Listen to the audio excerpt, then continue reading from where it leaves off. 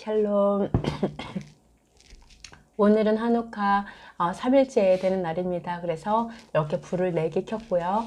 한우카 하루하루 잘 보내고 계시죠? 가장 어두운 때에 빛이 되어지는 여러분이 되시길 축복합니다. 이 시간에는 똑같이 소파르를 듣고 시작하도록 하겠습니다.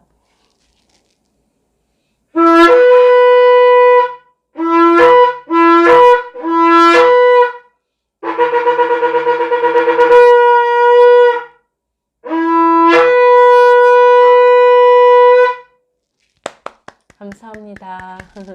네, 오늘은 로마서 2장 말씀을 좀 나눠보도록 하겠습니다. 그래서 이 한우카 기간이 사실은 반유대주의와 그리고 반율법주의, 절기를 살지 못하게 하고 샤밧을 살지 못하게 하고 말씀을 읽지 못하게 하면서 정말 이렇게 화형을 청하기도 하고 높은 곳에서 이렇게 밀어서 죽이기도 했던 그런 핍박의 역사가 한옥하잖아요. 그래서 그런지 또 공교롭게도 율법에 대해서 우리가 또 같이 계속 나누게 되는 것 같습니다. 예전에 어떤 분이 그런 얘기를 하시더라고요. 유대인들이 그렇게 많이 핍박당했다고 해도 우리 기독교인들이 더 많이 핍박을 당했고 더 많이 죽임을 당했었다. 유대인이 죽은 거는 아무것도 아니다라는 식으로 얘기를 하시더라고요. 근데 사실은 역사를 보면 기독교가 핍박당했을 때 그때 유대인이 함께 있었어요. 그러니까 기독교인만 핍박받고 유대인은 핍박을 안 당한 게 아니라 그때 당시에 기독교인이 핍박당할 때 초대교회 때도 유대인이 함께 핍박을 당했고 그렇게 핍박을 당하다가 기독교인들이 유대성을 포기하고 사실은 분리한 거죠. 왜냐하면 유대인들의 그 유대성 때문에 그 유대인들이 가지고 있는 어떤 절기나 샤밧이나 이런 말씀들 때문에 너무나 고통을 당하니까 사실 기독교인들이 버티다가 나중에는 이방화돼 버렸죠. 그래서 그 핍박에서 나왔죠. 하지만 그 기독교인의 핍박 안에는 유대인이 함께 있었다라는 거를 여러분이 기억을 하셨으면 좋겠습니다. 로마서 2장 네, 로마서 2장 12절 말씀을 한번 읽어주세요. 무릇 율법 없이 범죄한 자는 또한 율법 없이 망하고 무릇 율법이 있고 범죄한 자는 율법으로 말미암아 심판을 받으리라. 네, 여기에는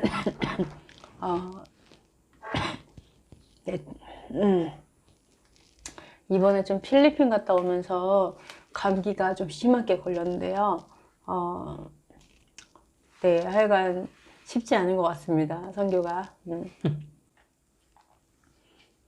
여기에서는 두 가지가 있어요. 어떻게 됐냐면 율법 밖에 있는 자와 율법 안에 있는 자, 두 가지 경우가 있죠. 우리도 마찬가지로 율법을 갖고 있는 사람이 있고 또 율법을 살지 않는 사람이 있어요. 두 가지 경우가 있죠. 그 이외의 경우가 있나요? 없죠? 율법 안 아니면 율법 밖이잖아요. 그렇죠. 율법이 있거나 없거나 둘 중에 하나거든요. 거기에 대해서 우리의 어떤 인생, 그 삶의 결과가 달라져요. 우선은 율법이 있는 자는 어떤 결과가 있죠? 율법 안에서 보면 율법 안에서 죄를 짓는다면 어떻게 된다고요? 형벌을 받는 거죠. 심판이 있어요. 심판. 율법으로 심판받는 거죠. 그렇죠. 그러니까 율법을 내가 갖고 있어요. 예를 들어서 살인하지 말라라는 율법을 갖고 있는데 살인했다. 그럼 그 율법에 맞춰서 내가 거기에 대해서 심판을 받는다는 거예요. 그러면 만약에 율법을 내가 갖고 있지 않아요. 그럼 심판을 받지 않을까요? 받죠. 어떻게 나오죠? 성경에 보면 있는 자는 없는 자는 다 받는 거라. 어떻게 된다? 율법 밖에서 죄를 지은 자, 즉 율법이 없이 죄 지은 자는 어떻게 된다고요? 12절에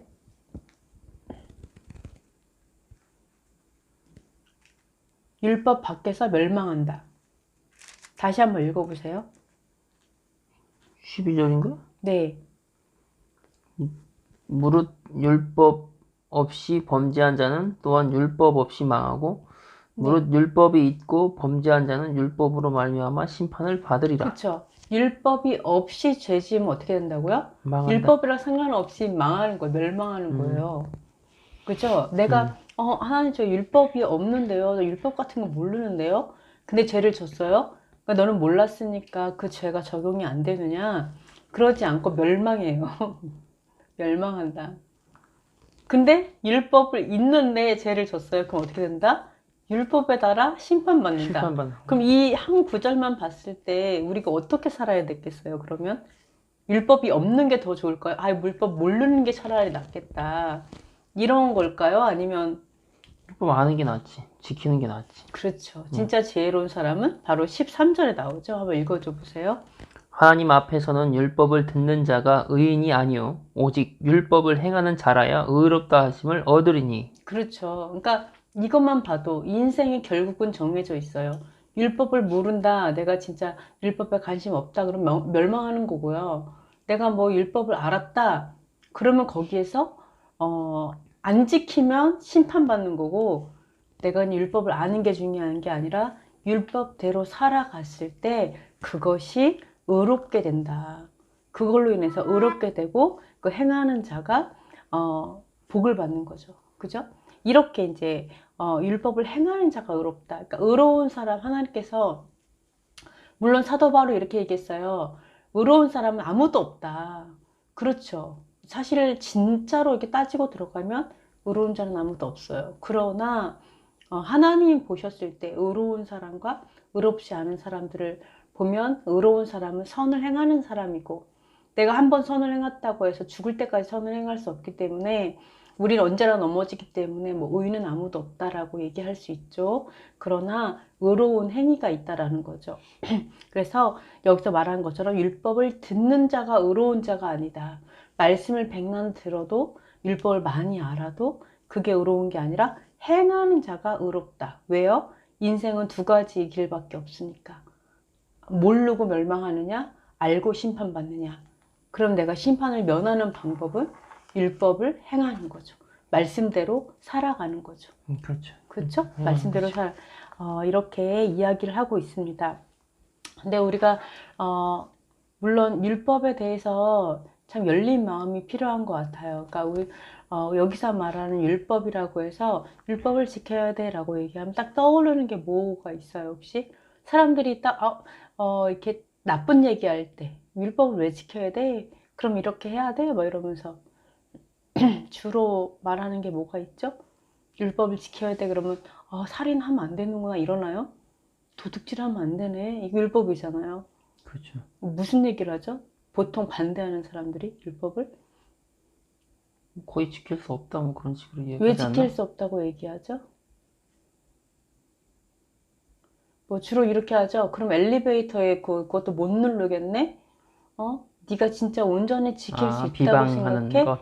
그러니까 율법은 지킬 수 없어 라는 전제 하에서 시작을 하셔서 그 다음에 그러면은 뭐 엘리베이터도 뭐 누르지 못하고 계속 다녀야 되고 뭐 멀리 걸어가지도 못하고 멀리 가지도 못하고 막 그런 조명 켜는 이야기들을 되게 많이 하거든요. 조명. 불도 못 켜겠네? 그러면서 이제 막 비아냥거리시는데, 그러니까 율법, 우리가 사람이 만든 어떤 여러 가지 그거를 얘기하는 게 아니라 하나님께서 말씀하신 율법을 이야기하는 거예요. 그렇죠. 성경에 써 있는 거를 얘기하는 거고, 그 다음에 또 우리가 지킬 율법이 있고 우리가 안 지켜도 되는 율법이 있어요.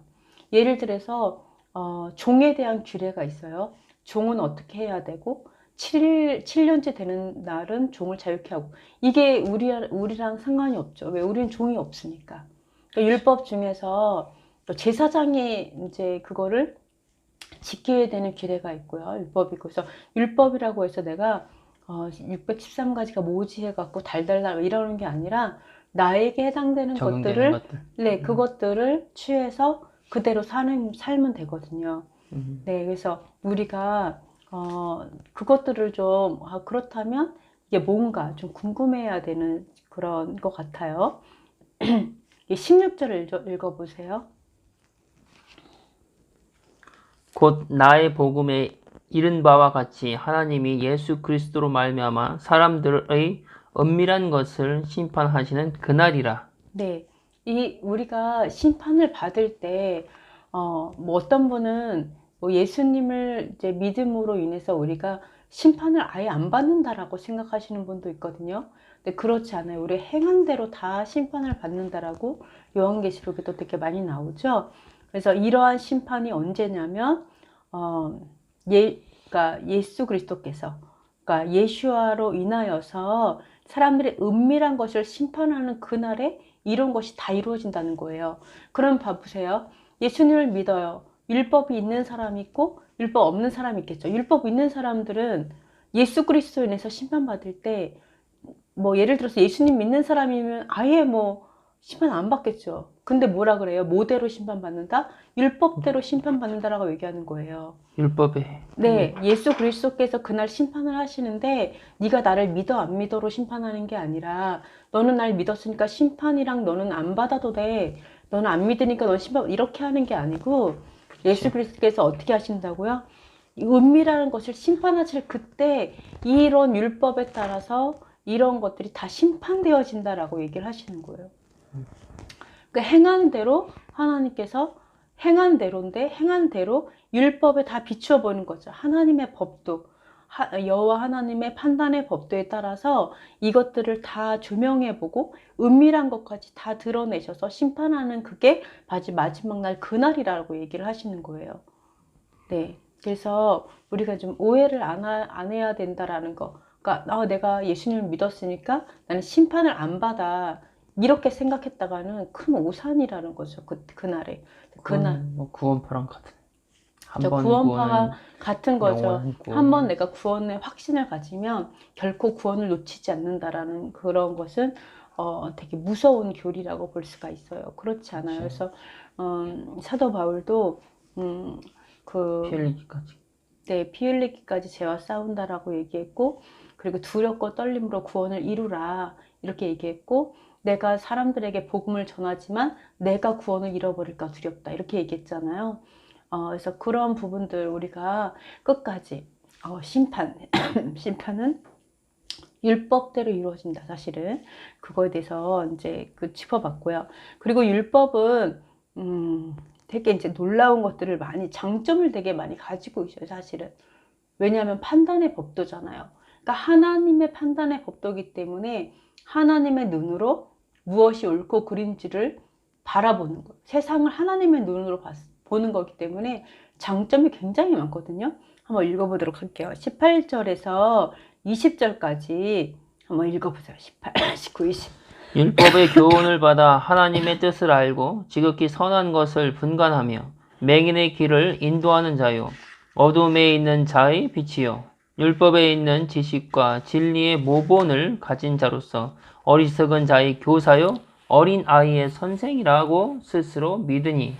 네, 여기에서 보시면 율법에서 이제 제 성경으로 볼게요. 율법에서 가르침을 받아 그분의 뜻을 알고 18절에 보면요. 제 성경에 이렇게 나와요. 그분의 뜻을 알고 훨씬 더 뛰어난 것들을 입증하며. 그러니까 율법으로 가르침을 받으면 어떻게 된다고요? 하나님의 뜻을 안다고요. 우리가 하나님의 뜻이 뭐지? 이거 몰라가지고 사실은 몇십 년 고생하잖아요. 사실은. 그죠?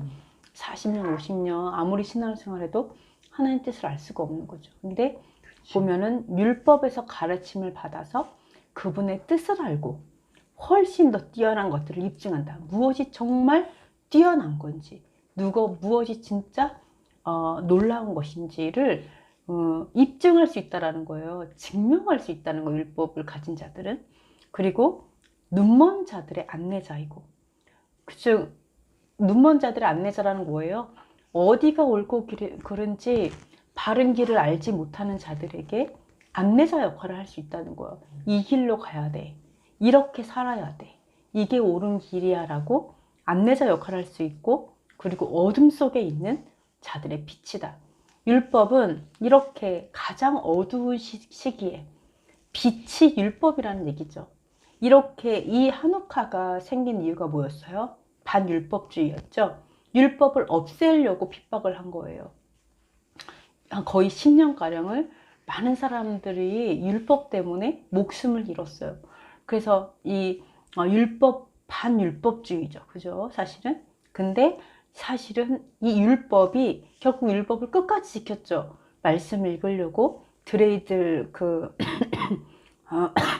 팽이 돌리기도 하면서 말씀을 끝까지 간직하고 절기를 지키려고 그렇게 노력을 했고 샤밧을 지키려고 노력했고 이러한 것들로 인해서 승리했기 때문에 가장 어두운 곳에 빛을 밝히게 되었고 하나님께서 하루치 기름을 가지고 8일 동안 켜져 있는 기적을 일으키셨잖아요. 이런 게 뭐냐면은 율법을 가진 자들은 어둠 속에 있는 자들의 빛이다. 그걸 사실 반증하는 거죠. 어둠 속에 있는 자들의 빛이 뭐라고요? 율법이다라고 얘기하고 있어요. 그리고 20절에 보면 율법에 있는 지식의 틀과 진리의 틀을 가지고 있다. 그러니까 지식의 영, 우리가 이제 성령을 보면 지식의 영과 그리고 진리, 성령도 진리의 영이라고 하잖아요. 그러니까 지식과 진리의 틀을 갖춘 자다. 뒤에는 율법교사가 천국의 열쇠를 갖고 있다 그러죠. 성령에 남은 천국의 열쇠를 가진 자다 이렇게 얘기를 해요. 그것처럼 어리석은 자들의 스승이다. 교사다. 교사 너무 중요하죠. 어리석은 자들을 가르쳐서 그들을 세우는 자들이니까 스승이다. 그리고 아기들의 교사다라고 확신한다라는 거죠.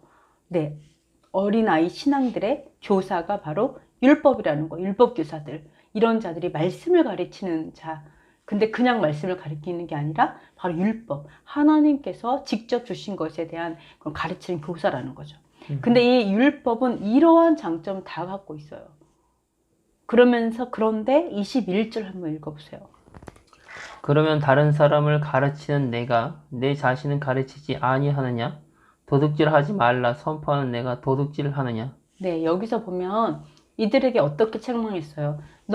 너는 율법을 가진 자면서 네가 스스로 교사라고 생각할 수 있어? 네가 무슨 빛이야? 응? 이렇게 뭐라고 했어요? 아니면은 그럼 율법을 아는 너는 왜 안 사냐? 이렇게 했어요. 율법을 사는 너가 그렇게 살지 않느냐? 여기서 책망한 것은 율법이 그런 역할을 가지고 있지 않다라고 얘기한 거 아니에요. 율법이 이러이러한 장점 다 갖고 있는데 근데 너는 왜 그렇게 안 살아? 이렇게 얘기하는 거예요. 그렇지. 그쵸? 율법이 이렇게 귀하고 빛이고 교사고 진리고 지식이고 하나님 뜻을 밝혀주고 이 모든 것을 아는 너는 왜 너는 가르치는 대로 너를 안 가르치냐? 그 얘기하고 있는 거잖아요. 그죠? 근데 우리는 어떻게 하죠? 율법을 어떻게 생각하죠, 우리는? 지킬 수 없다고 생각하죠. 율법은 폐졌다고 패했다. 아예. 이렇게 생각하죠. 패했다. 그리고 율법을 얘기하면, 되게, 배설물을 얘기하는 듯이 이렇게 생각해요. 바리새인이나 뭐 그쵸. 유대인이나 교만하다. 그렇지. 자기의 의를 세우려 하는 자다. 그렇지. 뭐 이런 식으로 얘기해요. 근데 이게 얼마나 성경적이지 않은지 볼 수 있어야 돼요. 이게 얼마나 성경적이지 않은지. 여러분이 생각하는 것처럼 율법은 교만한 자들이고 자기의 의를 세우려는 자들이고 율법은 뭐 예를 들어서 율법의 틀에 갇혀서 사람이 종교의 틀에 갇히게 하고 하나님 뜻을 모르게 하고 오히려 구렁텅이에 쳐넣는 게 율법이 아니라는 거예요. 어떤 게 진짜 율법이다? 율법을 행하는 자. 왜 너는 행하지 않냐라고 얘기하잖아요. 율법을 행해야지 빛이 되는 거지. 율법을 행해야지 인도자가 되는 거지. 율법을 행해야지 교사가 되는 거지. 율법을 행해 하나님 뜻을 밝혀야 하는 거지. 근데 우리는 거꾸로 율법을 행할 수 없어. 행하면 안 돼라고 하니까 이 시대 가운데 영적 지도자들이 어떻게 됐다고요? 바른 길을 제시할 수 있어요, 없어요? 없다. 네, 바른 길을 제시할 수 없다. 눈먼 자들의 안내자가 될 수 있어요? 없다. 성경대로는 그래요. 왜요? 율법을 행하는 자도 아니지만 듣는 자도 아니거든요. 듣기는 할 수도 있어요. 듣고 그래 죄를 깨달았으니까 끝. 네, 그렇게 할 수도 있죠. 그러나 듣는 것도 한계가 있죠. 거의 대부분 안 듣죠. 그죠? 이렇게 하기 때문에 여기서 율법의 장점은 실로 어마어마해요.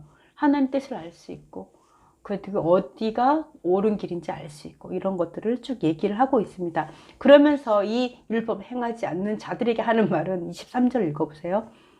율법을 자랑하는 내가 율법을 범함으로 하나님을 욕되게 하느냐. 네, 그렇죠. 내가 율법을 자랑해요. 율법이 얼마나 귀한지 알아요. 율법이 얼마나 소중하고 그리고 정말 안내자가 되고 교사이고 이거 너무 잘 알지만 결국 율법을 어긴다면 하나님의 이름이 모독을 받는다라는 거죠. 하나 예를 들자면 우리 교회는 율법을 몰라요. 그죠? 율법을 거의 몰라요. 패했다 생각하죠, 사실은. 그러면은 예를 들면 율법이라고 하는 것은 우리가 이제 뭐 가장 좋은 건 뭐 예를 들어서 뭐, 뭐 살인하지 말라, 도둑질하지 말라, 간음하지 말라, 그리고 남의 것을 탐내지 말라, 뭐 이런 것들이 쭉 있잖아요. 근데 이런 것들이 있는데 우리가 계명이 패했다, 율법은 이제 없다라고 생각하다 보니까 교회에서 어떻게 해요? 교회에서 행동이 거룩해지나요? 아니면 마음대로 사는 사람들이 많아지나요?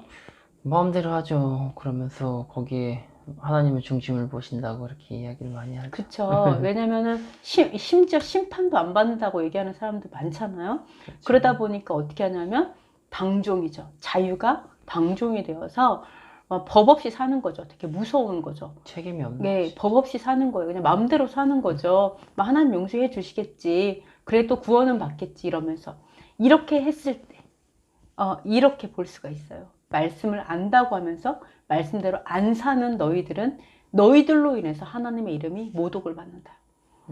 물론 안 믿는 사람들 중에서는 오히려 교회 다니는 사람보다 선한 사람들 있잖아요. 그런 사람들이 오히려 손가락질하는 거죠. 너는 교회 다닌다고 하면서 하나님 믿는다고 네, 하면서. 거꾸로 된. 네, 이렇게 이 성경에서 그렇게 얘기하고 있습니다. 아쉬운 것은 이 초대교회 시대에는 율법 교사도 있었고 율법의 중요성을 너무 잘 알고 있었다라는 거예요. 그래서 당연히 율법을 지키며 사는 거, 율법대로 살아가는 게 너무 당연했고, 근데 여기에서 이제 물론 이 율법을 말하면서 또 다른 게 하나가 있죠. 이거 다른 것도 하나가 있는데요. 25절 읽어보세요. 내가 율법을 행하면 할례가 유익하나 만일 율법을 범하면 내 할례는 무할례가 되느니라. 26절. 그런즉 무할례자가 율법의 규례를 지키면 그 무할례를 할례와 같이 여길 것이 아니냐. 네, 여기에서 이게 보는 것처럼 할례파들은 그러니까 할례를 율법이라고 생각을 하거든요. 그러니까 할례를 행하면 아브라함의 자손이야 이렇게 생각을 했어요. 왜냐하면 아브라함에게 할례를 행하고 언약을 주셨기 때문에 그냥 그렇게만 딱 받아들인 거죠. 그러나 아브라함은 그 이전에 하나님의 법도와 규례들을 지켜왔고 99살 때에 완성의 의미로 할례를 줬어요. 그죠? 완성의 의미로 할례를 줬지 그냥 아무것도 안 살았는데 할례하고 너는 하나님의 백성 이렇게 한 게 아니거든요. 근데 이걸 오해해가지고 오해해서 할례를 행하면 아브라함의 자손이야 이렇게 생각해서 할례파들이 그 당시 어떻게 했냐면 율법을 안 지켜요. 율법을 안 지키면서 할례만 행하는 거죠. 그래서 그렇게 가르쳐요. 넌 할례를 받아야만 유대인 될 수 있어. 구원받을 수 있어. 그렇지만 그 안에는 뭐가 있어요? 할례만 받으면 돼, 사실은. 율법을 폐하는 자들. 사실은 율법을 가지고 율법을 폐하는 자들이었거든요. 이것 때문에 막 그 할례파들 때문에 그 율법에 대한 오해를 되게 많이 받았는데 여기서 얘기하는 게 그거예요. 율법을 지킨다라면 아브라함처럼 아브라함이 법도와 규례를 지키고 율례를 지킨 것처럼 그렇게 지킨다면 그러면서 하나님께서 언약의 의미로 할례를 주신 것처럼 이 할례는 율법을 지키면 유익하다는 거예요. 온전해지는 거죠. 뭐예요? 마음의 할례와 육체의 할례가 온전해짐으로 인해서 이건 당연히 유익하다는 거예요. 그렇지만 내가 육체 할례는 행했어요. 그죠? 근데 내가 율법을 안 지켜요. 그럼 마음의 할례가 안 된 거죠. 그렇지. 이럴 때는 이 육체 할례가 무의미하다는 얘기를 하는 거예요. 그렇지. 너희에게 아무 도움이 되지 않는다. 그러니까 오히려 내가 육체 할례를 행하지 않았는데, 이방인이었지만 그 할례지 않았는데 율법을 행하는 자가 있어. 그러면 오히려 그들이 할례를 받은 자와 마찬가지다. 그러니까 받은 거라고 말해야 되지 않느냐, 이렇게 얘기하고 있어요. 여기에서는 할례보다 중요한 것, 육체 할례보다 더 중요한 게 뭐라고요? 마음의 할례. 마음의 할례. 마음의 할례가 뭐죠? 주님의 율례를 지켜 지키는 행하는 것. 네. 이것이 진짜 진정한 마음의 할례죠. 근데 아멘. 지켜 행하는 것도 사람 보기 위해서 어떤 글자만 지키는 게 아니라 마음의 중심으로 하나님의 율례와 법도와 규례를 따라 살아가는 그런 마음의 할례가 육체의 할례보다 더 중요하다. 그렇다면 왜 아브라함에게 그 육체 할례를 행하게 했을까요?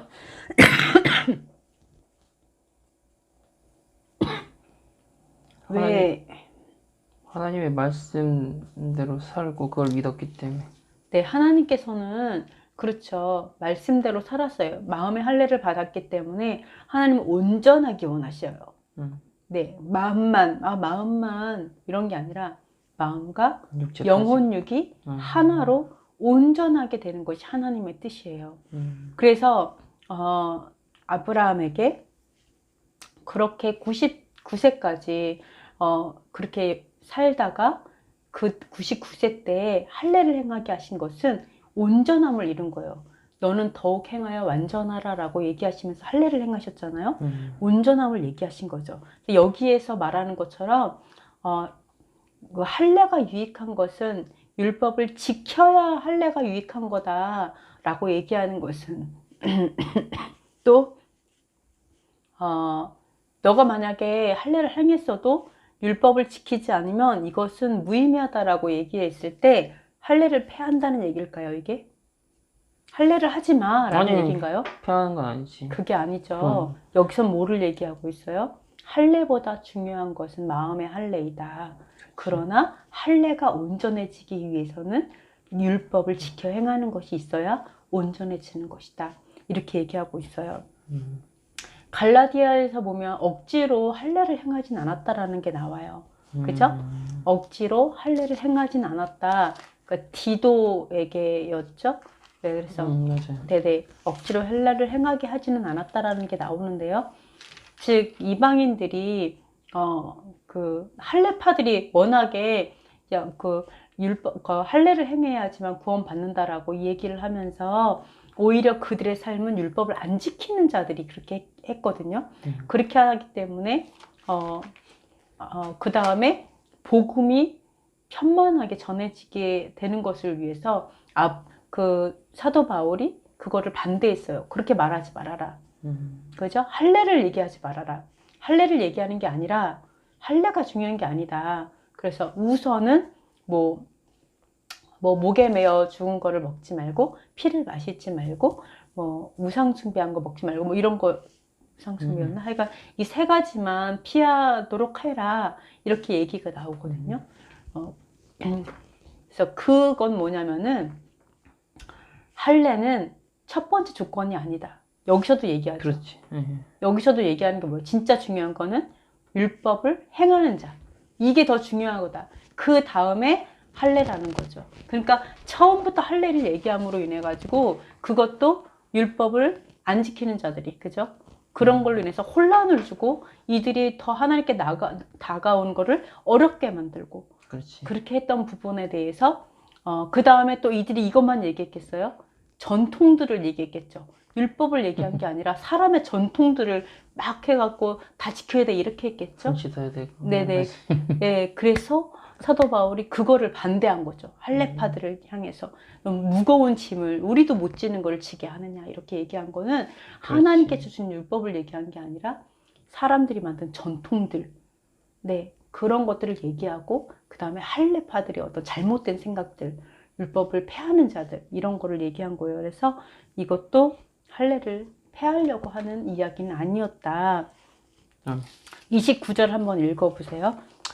오직 이면적 유대인이 유대인이며 할례는 마음에 할지니 영에 있고 율법 조문에 있지 아니한 것이라. 그 칭찬이 사람에게서가 아니요 다만 하나님에게서니라. 네, 여기서 보니까 오직 속으로 유대인이 유대인이다. 겉으로 유대인이 유대인이 아니다. 이렇게 얘기해요. 그러니까 겉으로 할례를 하는 사람은 여기서도 보면 유대인이 아니라 이거지. 너희들 이런 저희들이 이제 많이 듣는 게 너희들은 유대인이 되려고 하느냐 이런 얘기를 되게 많이 듣잖아요. 그렇지. 그렇죠? 맞아. 그러나 성경에서는 무엇을 얘기하냐면 진정한 유대인에 대해서 얘기하고 있어요. 그렇지. 그러니까 너희들은 유대인이 되고자 하느냐 해서 비난을 하죠. 근데 성경에서 얘기하는 물론 우리가 뭐 유대인이 되려고 하는 거 이런 건 아니지만 성경에서 말하는 건 사실 그래요. 어떤 겉모습에 어떤 유대인이 되려고 그러는 게 아니라 진정한 유대인이 돼야 한다라고 얘기하고 있어요. 28절에서도 보면 제 성경은 이는 겉으로 유대인이 유대인이 아니요 겉으로 육체 행한 할례가 그 할례가 아니기 때문이라. 오직 속으로 유대인이 유대인이요 할례는 글자 안에 있지 아니하고 영 안에 있는 마음의 할례를 할지니라. 이거 쉽게 나오는 거긴. 참 신기하죠. 예, 신기하죠. 육체의 할례가 진정한 의미는 마음의 할례다. 유대인은 내가 겉모습이 유대인이에요. 아브라함의 자손. 그게 중요한 게 아니라 속 사람이 유대인이어야 한다. 그렇지. 사실은 너는 유대인이 되고자 하느냐? 그 맞는 말이에요. 진정한 유대인이 되기를 원하는 거. 이게 성경적이라는 거. 뭔지 아시겠죠? 그래서 우리가 생각이 얼마나 성경과 벗어났는지를 보시면 돼요. 할례를 행하면 안 돼. 이렇게 얘기하죠. 성경과 벗어난 거예요, 사실은. 여기서는 육체 할례를 행하지 말라는 게 아니에요. 뭔지 아시겠죠? 로마서 3장은 믿음에 대해서 얘기하고 있어요. 율법의 행위와 믿음. 그러나 결론은 이렇게 나와요. 3장 31절 한번 읽어줘 보세요. 3장 31절. 그런즉 우리가 믿음으로 말미암아 율법을 파기하느냐? 그럴 수 없느니라. 도리어 율법을 굳게 세우느니라. 네, 우리가 믿음을 얘기하죠. 믿음. 믿음으로 난 의에 대해서 얘기하고 믿음이 더 중요하다. 그런 얘기를 많이 해요. 율법의 행위가 아니라 믿음이다. 이런 얘기를 하는데 믿음의 결론은 행동이죠. 시작은 행위가 아니라 사실 시작은 믿음이에요. 내 마음의 중심에 그렇지. 시작한다는 얘기예요. 그렇지. 그러니까 여기서 말하는 게 뭐예요? 그런즉 우리가 믿음을 통해 율법을 헛되게 만드느냐? 결코 그럴 수 없느니라. 참으로 우리가 율법을 믿음 때문에 굳게 세우느니라. 뭔지 아시겠죠? 내 믿음으로 인해서 율법은 더 굳게 세워진다라는 거죠. 내가 믿음이 있으니까 율법은 필요 없어. 율법은 믿음과 반대야. 이게 아니에요, 사실은. 같이 가는 거예요. 심지어 믿음으로 인해서 율법은 더 강해져요. 더 강해진다, 더 세워진다. 내 삶 가운데 내가 믿음이 있다고 한다면 율법이 더 많이 세워져야 되고 내 삶 가운데 율법의 모습들, 하나님의 법도와 판단의 법도 규례와 율례와 이 모든 삶의 어떤 모습들이 당연히 열매로 나타나게 된다. 네. 오늘 여기까지 한번 우리 율법에 대해서 한번 나눠봤습니다. 혹시 궁금한 거 있어요? 궁금한 건 그렇게 없어요. 네, 그럼 오늘은 여기까지 하도록 하겠습니다. 너무 즐거운 시간이었습니다. 레이트라웃.